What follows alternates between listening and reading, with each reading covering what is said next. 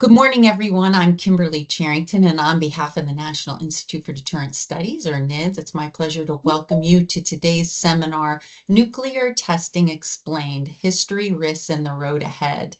Our NIDS Roundtable features expert panelists, Dr. Don Cook, Dr. Laura Berzak Hopkins, Henry Sokolski, and the Honorable Dave Trachtenberg.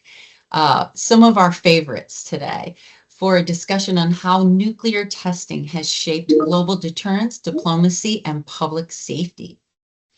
Please join us next week as we host Mr. Sean McDonald, Laboratory Directorate of Weapons Production at Los Alamos National Laboratory, advising NNSA leadership and coordinating discussions on and decisions on the integrated plutonium program across the nuclear security enterprise. We hope you can join us for that. Now, throughout today's presentation, we encourage you to submit your questions in the chat box or the Q&A button at the top of your screen. We'll address those during the designated Q&A portion of today's seminar. Now, it is my pleasure to introduce to you, we're waiting on Peter Husey, so I'm going to introduce our president of the National Institute for Deterrence Studies, Dr. James Petrosky, who'd like to welcome our speakers today. Jim? Yeah, thank you, Kimberly. And I believe Peter just got in. We had a couple technical issues, but thanks for giving me the floor to say thank you to our elite panel. I don't want to take up much of their time. But we've been waiting a long time to have this panel discussion, and it's probably going to follow on with others. Yep, go ahead, Don, you're up. All right, thank you, Peter, Kimberly, Jim. The title of this is Nuclear Testing Explained, History, Risks, and the Road Ahead. And so I'm going to begin by covering the history in a very brief way. So the first test, as most of you know, was called Trinity. It was at Alamogordo, New Mexico in July 16, 1945. The first NTS Nevada test site underground test was called UNCLE. That occurred in November 1951. In July 1962, there was a limited test ban treaty agreed, and after that, just for historical reference, there were 828 underground tests at NTS that followed until 1992, when testing was stopped by George Bush Jr. George Bush Sr., prior to Bill Clinton, who extended the moratorium. The last underground test was called Divider. It occurred September 23, 1992. All in all, more than 1,000 nuclear tests were carried out by the U.S. And now I'm going to quickly go through a couple of phases of that testing. The first era ran from 1945 through 1962. The main objectives of those tests were to get more types of tests, even including something that we knew as the Davy Crockett, which was a shoulder-launched projectile that had a nuclear explosive on it. Sounds risky today, but that was done in those times. And so getting more types and specifically larger yields was the objective. The B-53, which was a gravity bomb basis, was a test called Hardtack Oak. It was conducted at Eniwetok, June 28, 1958. If you recall, or you're a student of history, you know that key parts of that island were just removed by that test. That was not in the underground test era, that was in the above ground test era, both at Nevada and elsewhere. Now, for a moment, just to understand the impact of these weapons, the B-53 yield, which is now declassified since the last unit was disassembled in October 2011. I recall this very specifically because Dan Poneman went out to Nevada. I was heading defense programs from 2010 to 2015, and we were able finally to talk about the yield of that weapon once the last one was taken apart. That yield was 9 million tons of high explosive.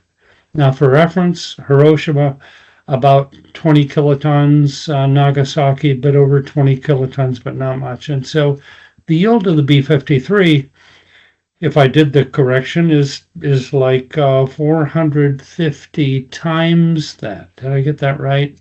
I think so. So just huge. For reference, the total ordnance used by the U.S. in World War II was 3.3 million tons.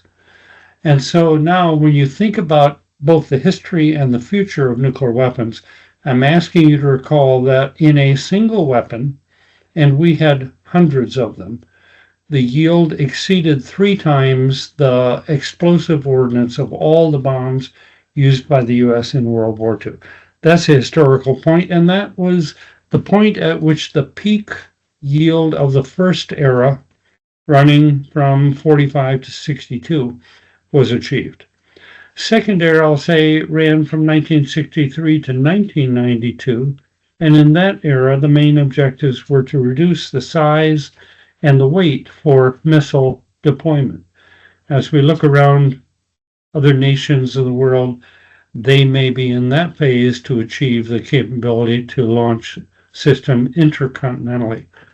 For reference, I lived through, but many of you almost certainly did not, the launch of Sputnik by the USSR, which was a surprise. What was recognized by the US, certainly by Russia, was that any missile that could boost satellites into orbit could also carry weapons across continents. So that was a big wake-up. In 1959, the US deployed the Atlas booster for deployment in Titan I, and a year later, in 1960, and this is not a coincidence, John F. Kennedy announced the goal of getting a man safe to the moon and returning him safely to the Earth. Now, there were 2 tracks. One was peaceful development of systems for space exploration, but the other was well known. That was going to put the real focus on missile development for a nuclear deterrent. So those were the first and second eras. In that second era, the objective was to reduce the size and the weight while keeping reasonably effective yields as much as possible. And so if you think of an alphabet going from A to B to C, maybe we're at the stage of S or T these days. These systems are quite finely tuned, and we stopped testing. Present era is really the stockpile stewardship and management area. I suspect that Laura's going to talk more about that. I'll briefly touch a couple of things. Computational capability since 1992 has increased more than 1 million times, and it's moving on now to being 10 million times more than we had at the end of testing. High energy density facilities have been developed. The National Ignition Facility at Livermore, the Z Machine at Sandia, and Omega, which does only unclassified experiments at the University of Rochester. And then we have a wide range of hydrodynamic facilities, the Jasper gas gun, which can use plutonium at Nevada, DART at dual-axis radiographic hydrotest capability at Los Alamos that cannot use plutonium, contained firing facility at Livermore, UNA, now called Pulse at Nevada, and what's going into place now is the enhanced capability for subcritical experiments with a Scorpius accelerator. Now I'm coming to the conclusion, and I'll just get a couple of things for you to think about. First, what's the real benefit of an underground test? It's probably having a discernible go or no-go event. Either proves that a bomb will work or not work. In that era, we had other diagnostics as well, pinhole X-ray images and neutron images. Certainly that could be done too. Let me turn for a minute to the benefit of ESE, and I'm going to talk quickly, and it's going to be rather technical. But the objective is to determine the position of plutonium at all times during scaled weapon configuration. So you take a pit, I won't say how big that is because it's classified. You sort of see my hands and you shrink it down to a smaller size, but keep all the weapon configuration and implode that with high explosive real plutonium after doing surrogates. And what we have now is the ability to get one flash during an implosion. What we'll have in the next generation going into place now is the ability to get 4 times. There was a key innovation. I've just got one thing to show you, and it looks like this. This is a photonic Doppler velocimeter. Now, big words, but it works like light bouncing off the inside of a pit. So think of yourself at the inside with all the walls of plutonium now rushing toward you. What our capability going in place will do is just like you hear a train moving past you going, that's the Doppler effect. At first, the sound is compressed, and later on, the sound kind of expanded, so it changes frequency. High explosive implodes things fast enough, you can see a Doppler shift in as many as 1,000 points of light in a single event. And the blue shift and the timing give you both velocity and position, and using neutrons as a diagnostic gives you density. Achieving those things is something we could never get in the past in underground testing, and it is powerful. The combination is powerful. At this point, I'm going to stop, move on to Laura, but I thank you for your attention. Great. Excuse me. Thank you so much, Don. I appreciate the passing of the baton and also really appreciate building from the history that you've just provided. I'm going to walk us through a little bit on what has come for the weapons complex since the cessation of testing, and I'll start with a question posed to the brand new weapons designer, and that question is: when was the last time the U.S. used our nuclear arsenal?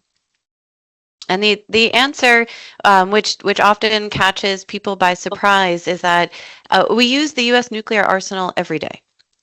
This is our strategic deterrent, and it is the communication of our global power. Our deterrent is safe, secure, and effective. And we don't just hope that this is the case. We don't just wish it to be true. We certainly don't guess this to be true. This is true, and it's not by accident. And it's not solely due to the innovations of the weaponeers who came before the current generation. This has been made true and affirmed through the multi-decadal endeavor, which is the Stockpile Stewardship Program. And with the cessation of yield-producing nuclear tests in the U.S. in 1992, we built from really the illustrious history that Don has just walked us through. And from 1992 onwards, we entered this new era of stewarding the U.S. stockpile. And that term stewarding, it's really important. What does stewarding mean? It's far more than just caretaking. So this is not the case of dusting bomb cases in some storage silo and looking with the thumb. Oh, it looks pretty good. Absolutely not. The stewarding of the stockpile is the active process of detailed monitoring and surveillance of weapon health. And this is an undertaking that bridges from empirical observation to predictive capability. And so building from that illustrious test history and moving beyond estimating trends to quantifying and controlling for sensitivities. And that is the genesis, the motivation for what we have been working on in the complex and establishing an enduring foundation for, which is science-based stockpile stewardship. So for more than 30 years now, the complex has been working to develop, in many ways, it's a triad in its own right. So it's computation. That includes the advanced high-performance computing. It also includes the theory and the algorithms that capture that theory, and then the algorithms capturing that theory that can run on that advanced supercomputing, so this compute component. It includes the experimental component, and so that's the data generation. It's the access to detailed material behaviors and physical phenomena with the associated diagnostic developments that give data collection at the requisite level of fidelity. And it's the people. It's the skilled workforce who can utilize these tools and who are confident enough to ask probing questions, to explore those questions, to look at uncertainties and unknowns and identify what type of experiments are needed to go after those unknowns, what type of modifications to the theory need to be included to address those unknowns, and then how do we assure that we fully understand, that we validate, we verify, and we have a broad set of trusted tools that we can utilize. And so stockpile stewardship has been this very purposeful and deliberate, disciplined approach to weapons surveillance, life extension, and this development of predictive capabilities that factor together into a very deliberate annual continual assessment of the state of health of the stockpile and an assessment of confidence in safe, secure, and reliable. When we think about deterrence as a whole, which is the function of our stockpile, we can boil it down to these 3 C's of deterrence. So capability, credibility, and communication. And it's very important that we think about not just the specific implementation scenario, but what are our end goals? What are we trying to enable? What are we trying to deter? And how does that factor within this consideration of overall deterrence construct, deterrence theory, and really pushing on those 3 pillars: capability, credibility, and communication. And so when we look at how does stockpile stewardship fit within the capability, credibility, and communication, I'd like to highlight a couple of key examples. So one is the annually issued and congressionally mandated SSMP, Stockpile Stewardship and Management Plan. This is a document that is an NNSA document, and it's written and authored by NNSA leadership as well as contributors from across the labs, plants, and sites. And this is absolutely part of U.S. communication about our stockpile, about challenges that the complex is facing. And we are the only nation that has this level of transparency. And I will argue that that's not accidental. We are able to have this level of transparency because we have this level of confidence. And it's not misplaced or uncertain confidence. So we move forward with this type of transparent communication. The other piece is in thinking about how does stockpile stewardship factor within the 3 C's of deterrence. We openly discuss in open journal publications and conferences beyond the SSMP document, which goes through at a high level different capabilities and aspects of the complex. We put forth detailed science. Of course, it's unclassified and it's very carefully derivative classified to assure that the appropriate material is being released and sensitive material is not. But that open science is, in many ways, it's a way for U.S. messaging that this is the tip of the iceberg. So this is the unclassified material that we release to the global community. And this unclassified material is frankly, it's a demonstration of preeminent scientific innovation and achievement.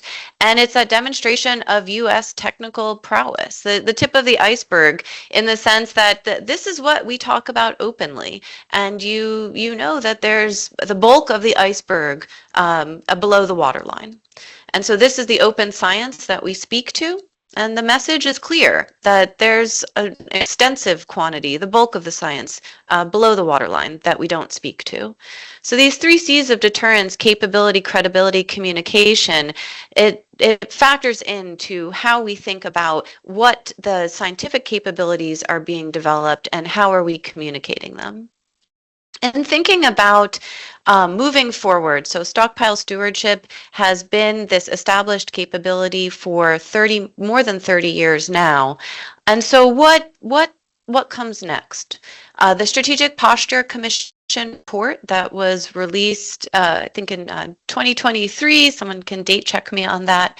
It spoke to entering a new global era, this era of multipolarity and shifting geopolitical stability, and it highlighted the need for consideration of new and or different weaponry.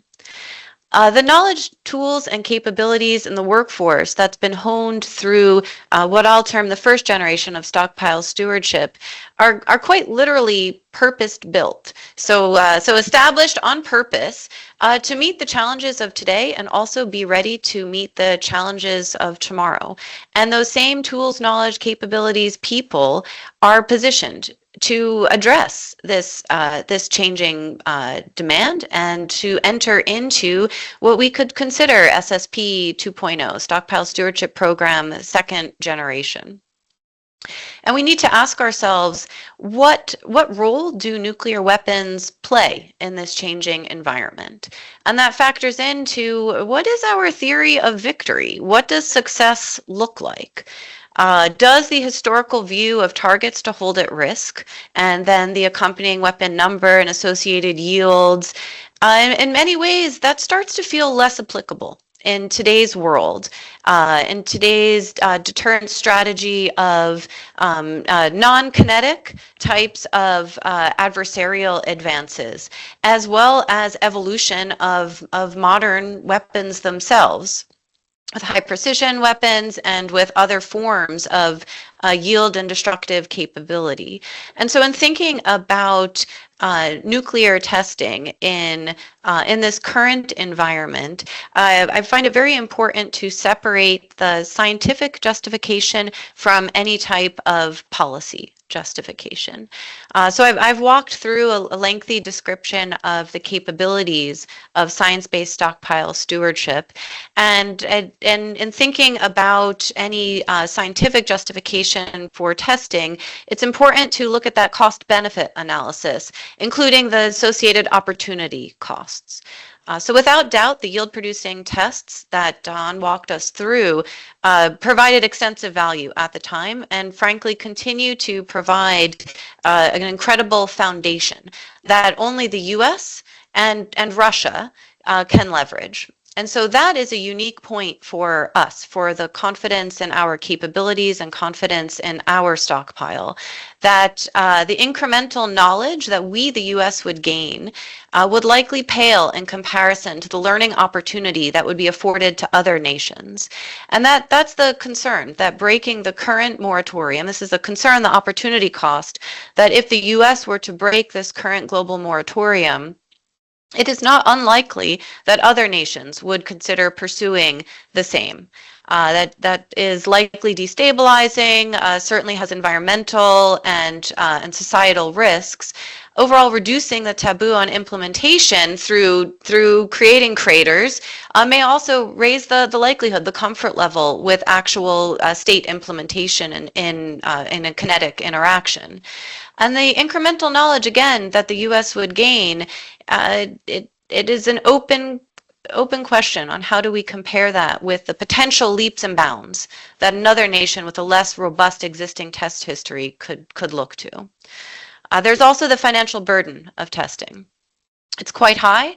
It's not just making a hole in the desert. In order to have useful information from a test, it requires extensive diagnostic needs. There has to be a purpose. We also have to ask the question of how do we think to an individual test. So there's, in any experimental capability, there's rarely a conclusive experiment, and any type of nuclear test is by definition a surrogate for any employment scenario.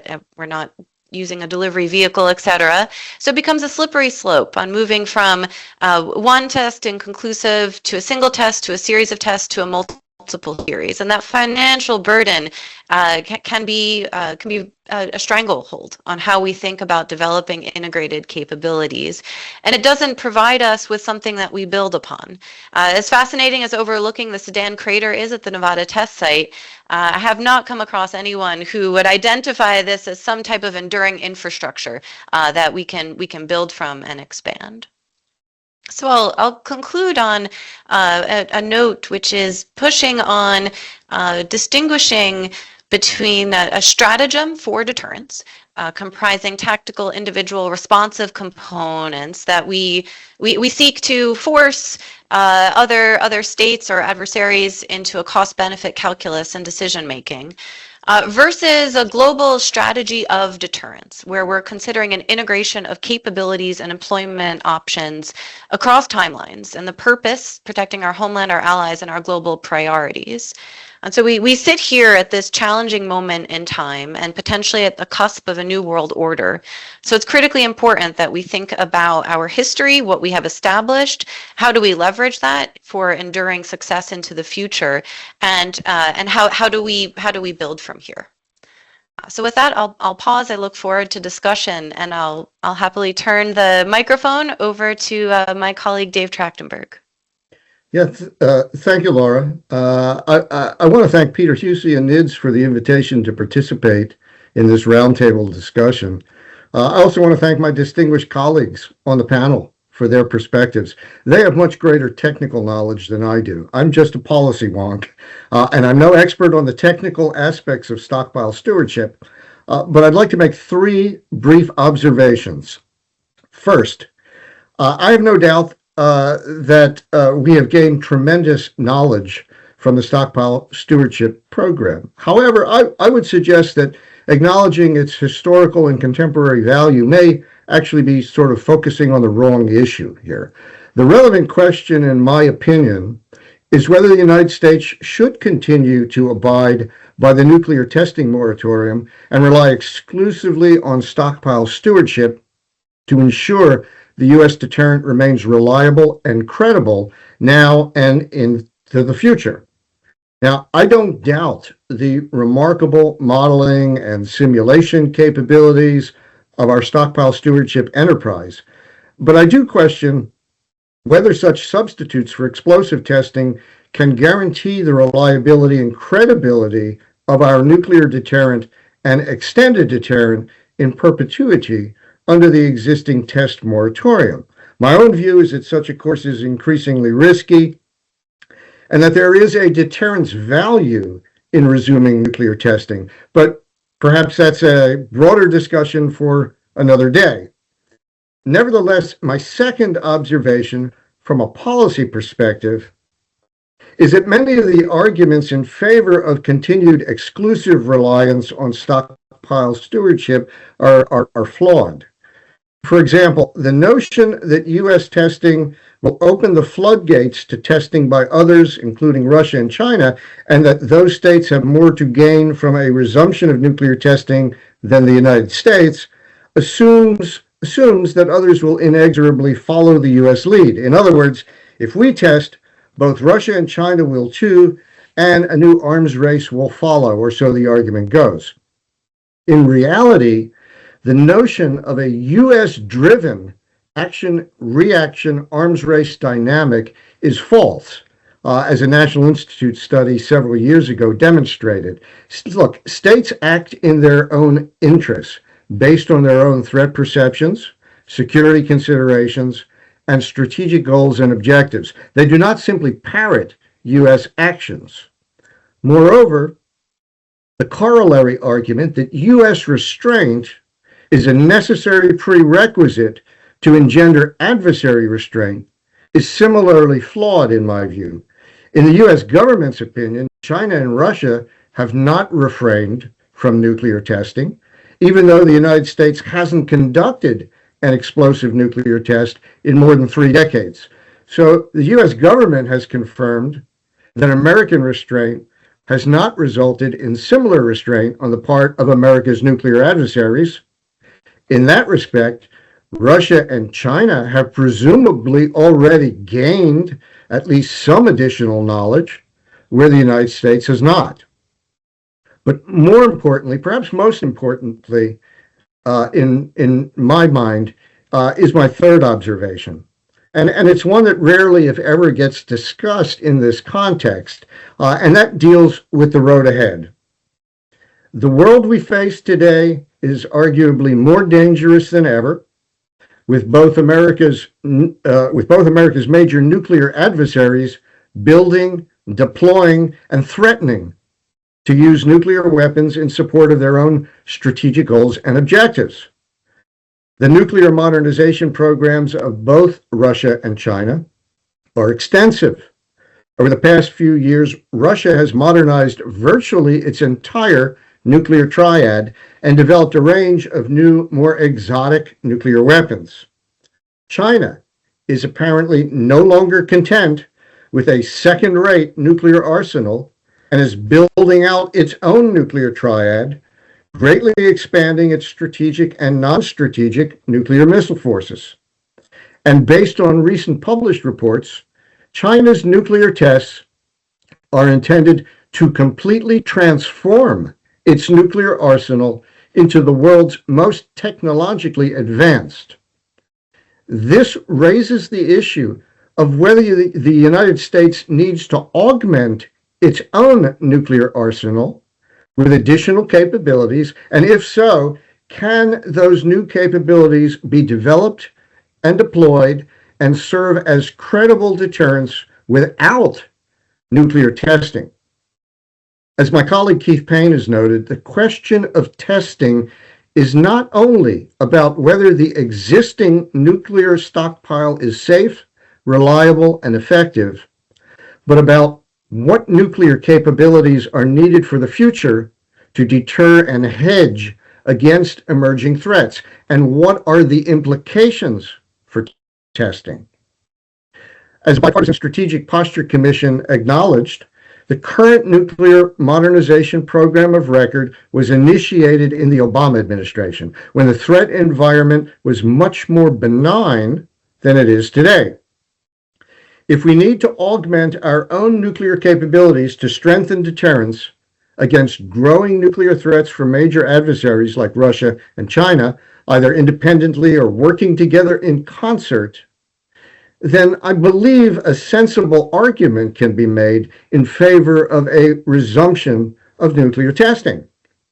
And let me close with this thought. It's difficult for me to understand why we require every weapon in the U.S. arsenal to be fully tested, except for the nuclear weapons on which our ultimate deterrent rests. Of course, I could be wrong. As I said, I'm only a policy wonk. But let me stop there. I look forward to the discussion, and we'll turn the microphone over to my friend and colleague, Henry Sokolski. All right. How's that? Can you hear me? Okay. Well, first of all, I want to thank Peter and the Institute for putting this panel together and allowing me to contribute. The folks here have actually educated me a bit further. It's quite interesting, but I think David is right. The only thing more dangerous than physicists being diplomats could be us fuzzy heads trying to be technical, and we need to be careful to understand our limitations here. I will try not to make many technical remarks. The person who has influenced me the most, and I would encourage, I don't know how you get him to talk publicly, is Bruce Goodwin. And I recommend his insights. I tried to reflect them by quoting him in an article which I placed in the chat room. You can look at that. I will really restrain myself from referring to those arguments, some of which I think Laura has already made, and they're quite interesting. In any case, I think the current debate over yield testing, let's be clear, there's lots of testing going on. It's the kind of testing we're debating about. And it's not, do we test or not test? It's, do we yield test or not? And I think that debate has been focused on some pretty narrow technical things. How might the Russians and Chinese cheat on their pledges not to yield test? What advantages would they gain from yield testing? What might we gain technically if we did yield testing? Now, it's fascinating, particularly to people like me, to listen to this debate because I don't know much about it and I learned things. But of course, what we fuzzy heads learn from technical debates may not enable us to reach sound conclusions. Why is that? Well, there are a lot of soft things that matter maybe more than anything that can be resolved by listening to people debate about the merits and the non-merits of yield testing. What we need to think about are some of the non-technical points of the debate that are not getting much attention. That is, I think, how much might we gain? And this was raised again by Laura, which I thought was pretty good. How much might we gain in our ability to deter adversaries and to win nuclear wars by doing yield testing? Does it help us? Forget what the other guys are doing for the moment. Well, let's America first. Second, could yield nuclear testing increase the prospects for proliferation or reduce them? This was raised. By the way, I don't think you can answer it. And I'll give you another counterfactual to give you a headache. But it might slow you down to think about this because you hate to be fueling that fire because, I do think the more folks that have these weapons, it reduces our agency as a nation on international affairs at a minimum. And and on a really bad day, someone might pop one of these things off. Who knows how that'll end? Don't want that. Could yield testing increase? What else might help achieve these objectives? Now, I am going to deviate from my promise not to be technical at all, but just raise some historical points. Could we get by with simply over-engineering? The Israelis have a nuclear arsenal. Don't tell anybody. They don't test very much, at last I checked. I mean, maybe once in the South Atlantic is best. Not maybe, probably definitely there. But it was once. It was a long time ago. France also. I don't think people sit around thinking, well, the French weapons go off. They may not choose to use them, but they probably go off. They don't test. Why is that? My hunch is they add metal. And we've done this with one weapon, at least, the W80. It was so high performance it didn't work, and I'm told. And so we added metal. Now, even if we could satisfy ourselves that our weapons were 100% what we wanted them to be, whether, any kind of testing, I think there's another set of problems that are really soft and really important. I know Keith Payne is looking at this. And that is, how reliable do our allies think we are to back our nuclear guarantees? And how credible does Russia and China think our threats to use these things might be against them? Those concerns are not something that is determined by anything technical, really, or at least not very much, but a lot of other things. And, we're going through the traps on that right now because some people in Europe are nervous and we're frightened that the Chinese may think we'll blink. So, these concerns are not going to be addressed by whether we do the kind of testing we're doing now versus doing yield testing in addition. I mean, my guess is it's not terribly leveraged on those fronts. Now, might there be other ways to shore up the nuclear and non-nuclear extended deterrence guarantees? I mentioned in passing at one gathering, and I keep doing it, I really am enamored of this idea of an escrow account that Bruce Bennett has at RAND, where we get them, our allies, to pay to refurbish things we are going to get rid of, dismantle, keep the weapons here in the States, harden facilities for their possible forward storage at some later date, if there was a crisis and train like we do normally with any close nuclear guaranteed ally. My guess is that would give you quite a lot. Now, I don't know whether it would work to keep these countries from going nuclear eventually. I don't know, but we ought to be trying that, or at least thinking about it. But, maybe I'm wrong. Do we have missile defenses that cover our allies?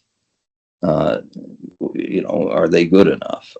Do we have, and do we want to share hypersonic systems that are accurate, that can hold China and Russia and Iran, everybody else at risk? Do we want to share that kind of technology, let's say, with Australia, which is very vulnerable? And I'm concerned about that because my wife came from Australia. Hypotheticals on nonproliferation. I think, David, you're right. You can't know whether if we do it, someone else will do it. Okay, but you can't know. It goes both ways. So it's a point of, for people who are nervous, they should bite their nails still. I think another one is if we go ahead and test, it really probably will be seen, or could conceivably be seen, as a thumbing of our nose at our allies. Why? They've all ratified the comprehensive test ban. Now, put aside that thing is in desperate need of clarification. If we go ahead and we don't take any of their counsel, this could push them to think, once again, we don't care about what they think about their defense. That could, cause problems in a lot of ways. And again, I can't prove that any more than, the other argument, but it's something policy people should be thinking about. A lot of things in policy you can't prove, but you still should think about them. So that's the hypotheticals. I think, meanwhile, I have to tell you, the chattering classes, both on the left and right, are getting attracted to the argument that, well, more might be better. It might save some money if everyone had nukes, and everything will deter. We had wonderful experience about deterrence in the First and Second World War. Surely if the ammunition is nuclear, it'll work even better. Now, I'm being sarcastic because it was an enormous failure. So, that talk is coming up. I think because of that, throwing testing activity into the mix, you got to wonder about those arguments I said that are hard to prove. You could be igniting a big problem. Now, I think... Can you wrap up, Henry? Yes. Why don't I? I think if we were serious about these soft points, we would be at least as concerned about a whole list of things we do not want to talk about. Will the Ukraine war be resolved in a fashion that isn't coercive? Depending on that, people might reach the conclusion that you can't trust the United States. How are we going to supply nuclear submarines and fuel to South Korea? Are we going to let them get to the edge of bomb making? More generally, how are we going to deal with Chinese and Russian challenges to forward deployments of nuclear weapons? They argue it violates the NPT. Are we going to say anything about that? We haven't. How are we going to manage security guarantees in Saudi Arabia, Qatar, that we've given? How are we going to deal with Turkey, who now says it wants to get nuclear weapons? The answer to these questions, I think, really make this testing debate look small. I'll end on one note. Many years ago, Richard Pearl made the argument that testing was a non-proliferation initiative because it would make everyone realize that our deterrent was effective. And it was so effective they didn't need to get them.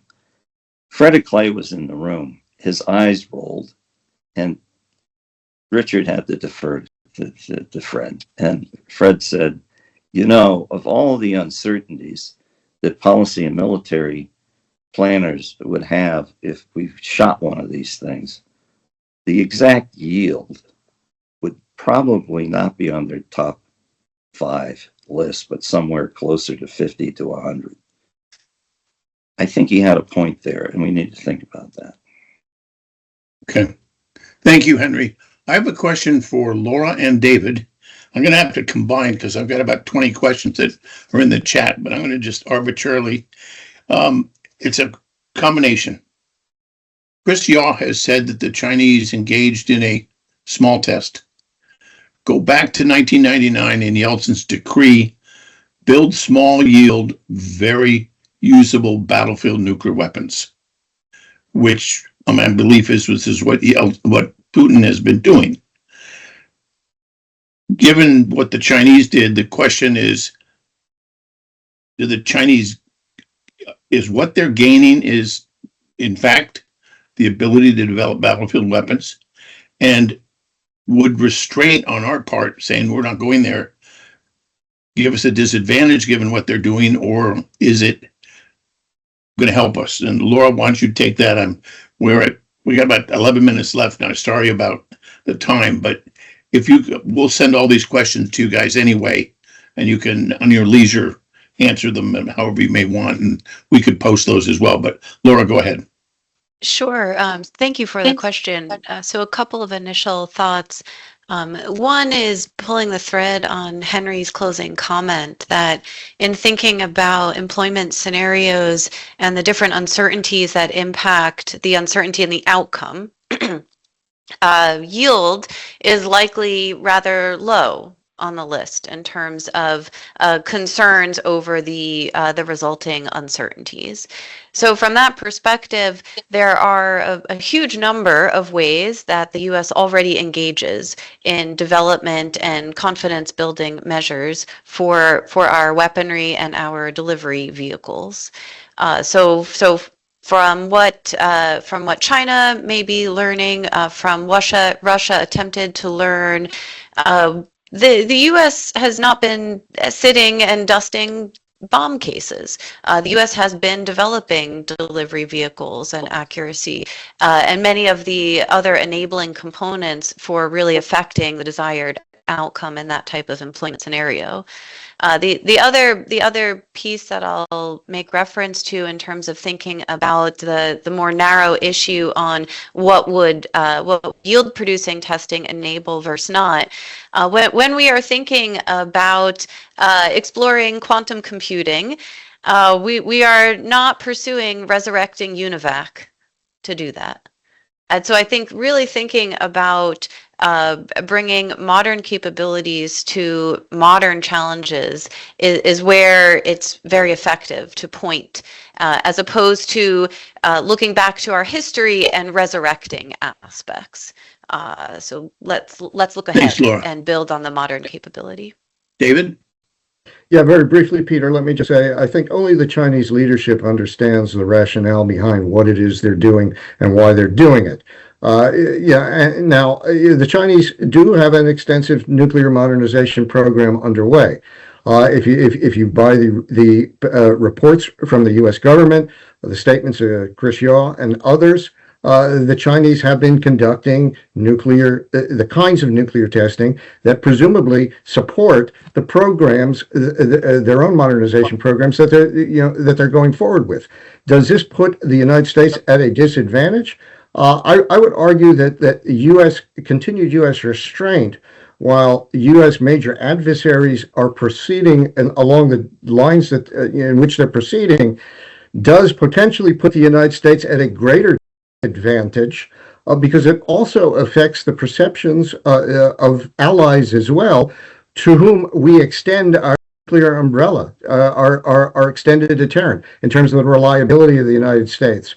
So my concern is that we are seeing adversary developments being supported through modernization programs and testing activities that are inconsistent with our zero yield standard, and we are not sort of in the same game.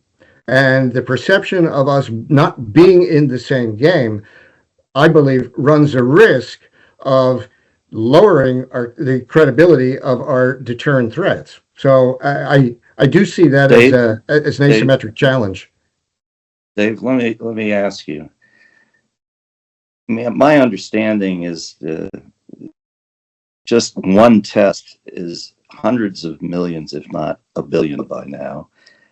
Reliability testing for any given design, I'm told, requires multiple tests of the single design. That is a lot of money and a lot of time.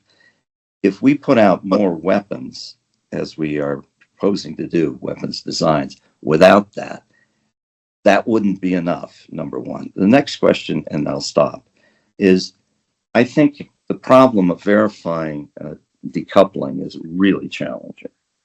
But are we proposing to threaten to test at yield to try to get talks to double down on what that verification would require? Or are we saying we don't want to go down that route? No, I think, Henry, I think the real question is, do we need nuclear testing if we decide that we need to augment our arsenal with more not modern nuclear testing, weapons? yield testing. They are testing. Yield testing. And No, yield that's testing. exactly what I'm talking Be about. careful. No, Okay. no, that's exactly what I'm talking about when I talk about nuclear testing. I'm talking about yield testing. The Yeah, question is, okay. and I'll defer to Don and I'll defer to Laura on this Yeah. for the technical aspects. But if we intend to develop new kinds of weapons for whatever reason to try to offset what we see adversaries doing, the question in my mind then becomes, do we actually need to conduct? I'm not talking about explosive testing for reliability purposes vis-a-vis the existing stockpile. I'm asking, do we need to conduct yield producing explosive tests to ensure that any new weapons we may want to develop as part of our greater deterrent are required? But I admit that's more of a Henry, technical please, issue. I've got to go over to Don Cook. Don, I have a two-part question, and I know you've got something else, but here's the issue. The people have talked about without testing, we're making LEP work more expensive, number one. Number two, how would you enforce a genuine zero yield CTBT? And then third, I think you have a question or a comment you want to make anyway.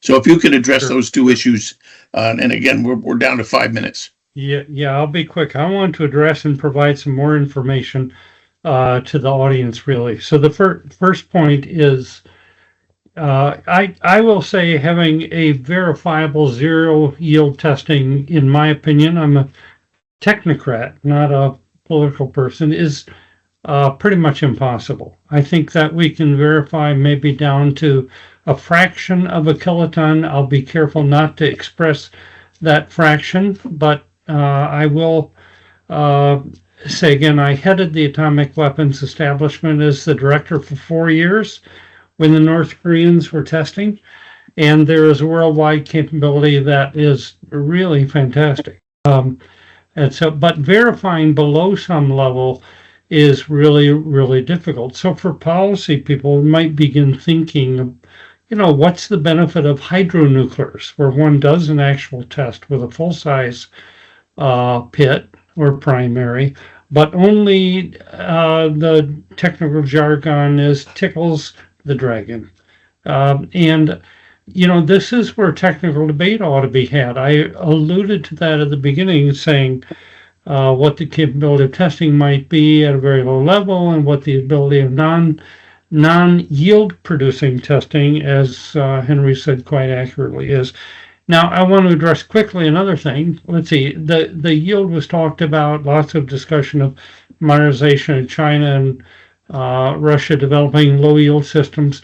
If you recall and know the details, the U.S. put the W76-2 in place a few years ago specifically to alleviate a concern about a lack of proportional response. I don't need to say any more here on that topic. The third is stockpile stewardship originally got a bad idea, and I think that David referred to a little bit about this, that it's all about simulation. Experiments are happening. When I came back from heading AWE to head defense programs, my biggest concern was we weren't pushing plutonium with high explosives in a weapon relevant geometry. And so within 2 years, from 2010 to 12, I challenged the labs, and by the end of 12, they had done exactly that. It goes on from there. Back to you, Peter. Okay, the last question has to do with how do we react to what Russia's threats, which have been, you can count between 30, 40, or even 60, where Putin or some of his colleagues have threatened the use of nuclear weapons with respect to the Ukrainian theater. There are a couple issues that have come in the chat function, which is what should we do in terms of countering such threats? Two, I was intrigued by Laura's comment that we may have to change our deterrence strategy, but in the interim, I would think we'd have to keep at least what's now on the table. And third, the issue is, should we counter, specific questions came as, should we counter the Russian threats by redeploying something like the neutron bomb or the sea-launched cruise missile, which we'd have to develop and get in Europe. Now, I know we have 2 minutes or maybe even less, but why don't we start with Laura and then go to David and then Don Cook. And if we have a little time, we can go back to Henry. Thank you for considering me.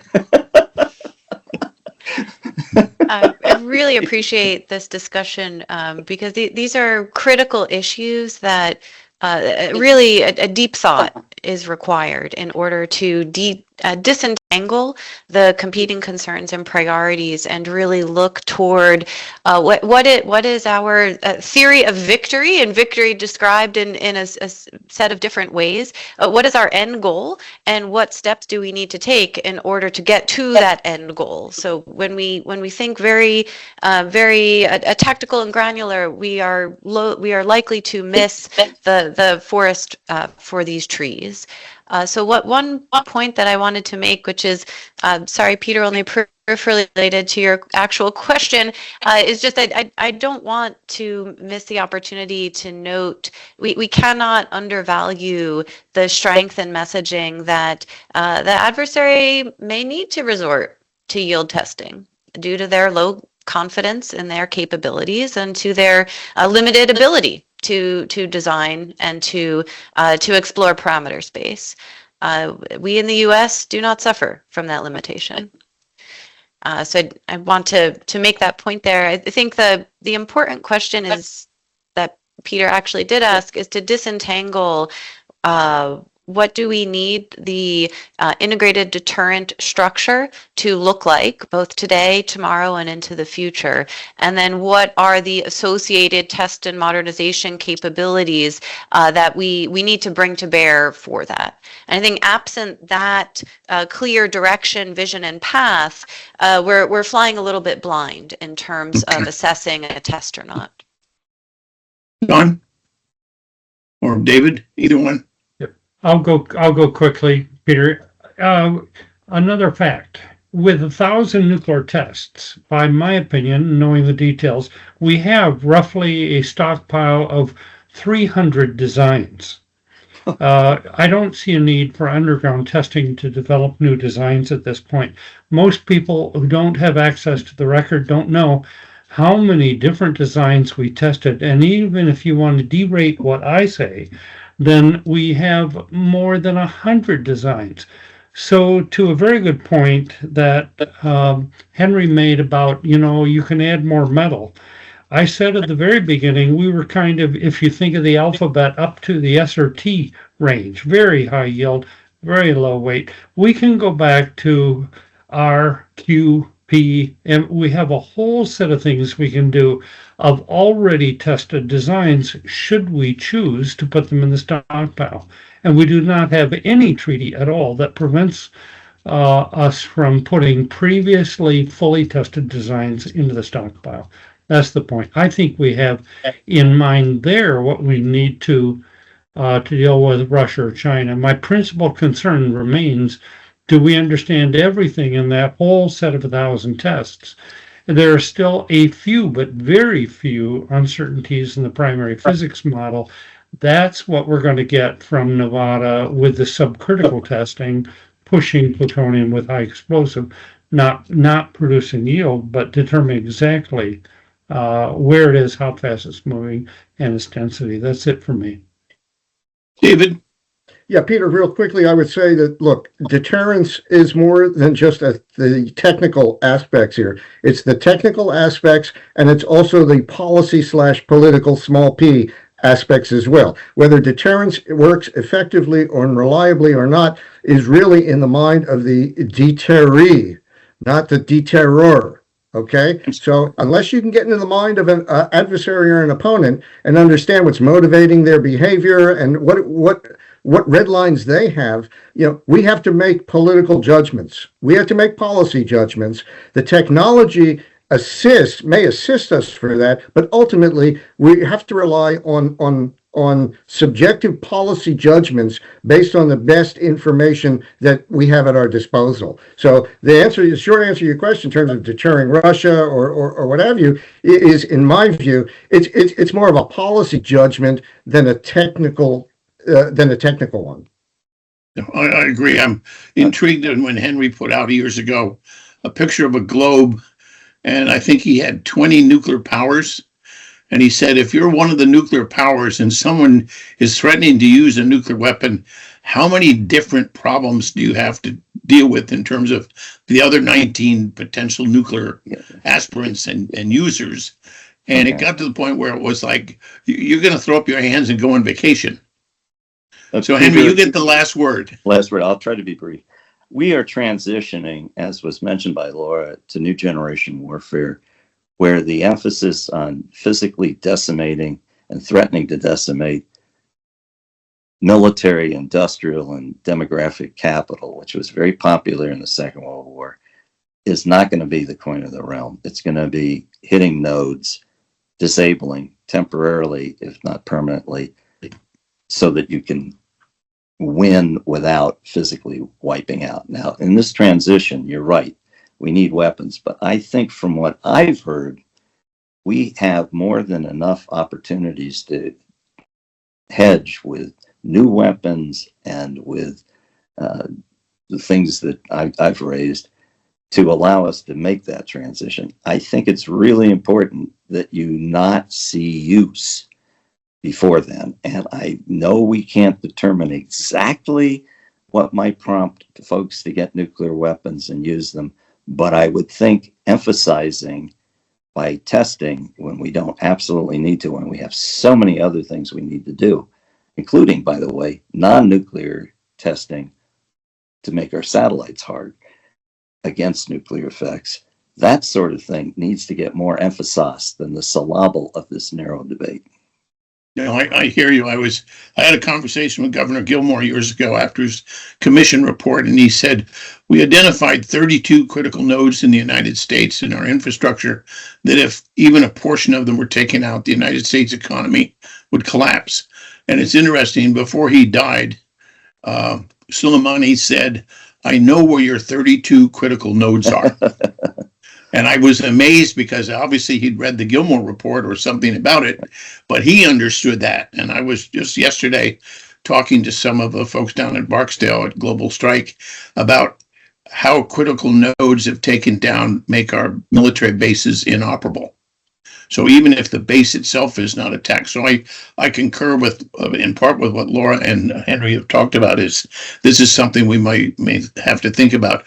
Again, my apologies, folks, we went over a little bit, but you all were wonderful. I think we should have you back, maybe October timeframe, and see what has happened in the interim and what's going on in the world, because if you read the Stratcom clips this morning, there's stuff on North Korea. They're testing and then you have South Korea again asking for reassurance. Then the Europeans saying, well, maybe we should have a European deterrent that separate from America. I'm not sure where that goes. But again, these are important issues. Thank you all four of you for extraordinary conversation. Kimberly and I will write up the questions that weren't able to be put on the table and get them to you, and you can answer them as you wish. And again, I apologize to my president, Jim Petrovsky. I didn't get to turn it over to him, but I have to run and go talk to my Barksdale people about my June 18th symposium before they kill me. So anyway, thank you all for this, and thank you, Kimberly, for all your work, and thank you, gentlemen and ladies, for a wonderful conversation. Take care. Kimberly has a few things to say at the end here just to get everyone set up, but thank you everyone as well. Go ahead, Kimberly, let people know what's coming up. Well, I just want to extend our appreciation to all of our speakers. What a wealth of information. And Jim did text me and say, make sure you tell our audience that we will definitely do a follow-up to this. So we hope you can all join us for that. If you're new to NIDS, we are a 501c3 nonprofit dedicated to advancing peace and promoting stability through a strong national security and nuclear deterrent. We do this by, we offer a wide range of education surrounding deterrence. We have live and virtual events like this one you just came to. We have weekly podcasts, which you can see on YouTube, or you can hear wherever you get your favorite podcasts. And we have workshops and courses through our NIDS Academy. And we have a full lineup of events. In fact, we hope we see you next week. But every single Friday, almost, all spring, we have experts who you are not going to want to miss. Thank you for being part of our growing community, and make sure to like us and follow us wherever you find this. I'll have this video out probably by Monday on YouTube. I will send you all a link, and make sure when you share it with your colleagues that you like it and that you add your comments on there, because it helps us get to a wider audience. Make sure to like us and follow us on LinkedIn. So if you and your colleagues want to be added so that your invitations come right to your inbox, please email us at nids@thinkdeterrence.com. You can also read Peter's weekly report on our website, thinkdeterrence.com, on the homepage. And we hope you have a peaceful day.